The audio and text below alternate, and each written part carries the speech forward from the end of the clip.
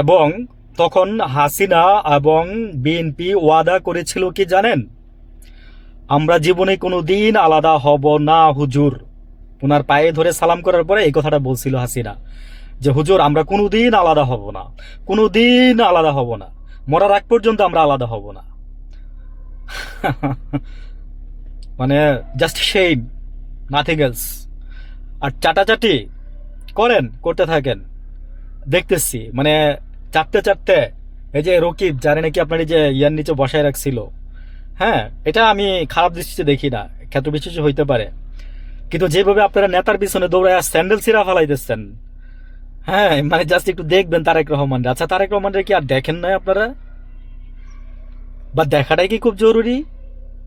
তার চেয়ে ভালো আমি বলবো কি, গিয়া মার একটু দেখে আসেন না। এত এই যে এইভাবে স্যান্ডেল না ছিঁড়া, হ্যাঁ, যান না একটু মারে গিয়া দেখে আসেন। বাবা অসুস্থ থাকলে তার পাশে গিয়ে একটু বসেন, দেখবেন যে হৃদয়ে শান্তি পাবেন।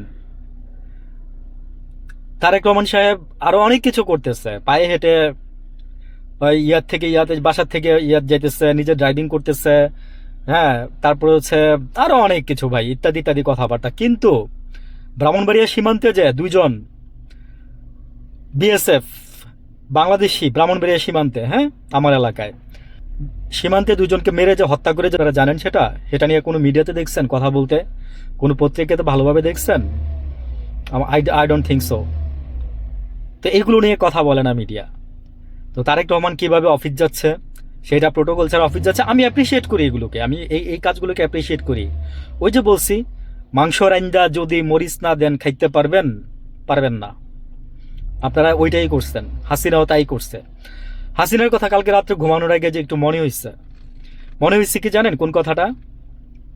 সে, তার মনে একটা দুঃখ আছে। দুঃখটা কি জানেন?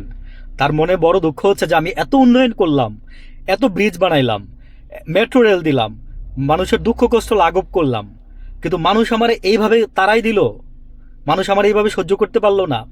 আওয়ামী লীগের অনেকেই বুঝে না, বা নাদান অনেকেই বুঝে না যে এই কাজগুলো কেন করা হয়েছে। এই কাজগুলো করার পিছনে রিজন হচ্ছে যে আপনারা যদি বাক স্বাধীনতা রাখতেন, ওই যে ওই কথাটা আপনাদের জন্য প্রযোজ্য, হ্যাঁ, যে মাংস রানতে গিয়ে যদি মরিচ না দেন খাইতে পারবেন কিনা। তো আওয়ামী লীগও মনে করে কি যে আমরা এত কষ্ট করলাম, এত কিছু করলাম, এত এত কিছু করলাম, কিন্তু আমার এমনি খেদাই দিল। এটা হাসিনার খুবই একটা বড় দুঃখ, বুঝছেন? তো সে আসলে বুঝতে পারে নাই যে সে কোন জায়গাটাতে মানুষের, আপনি মানে মানুষ কেন ওনাকে ভালোবাসতো না, আপনি মানুষকে ভালোবাসছেন। মিসেস হাসিনা, ভালো থাকবেন সবাই, আসসালামু আলাইকুম।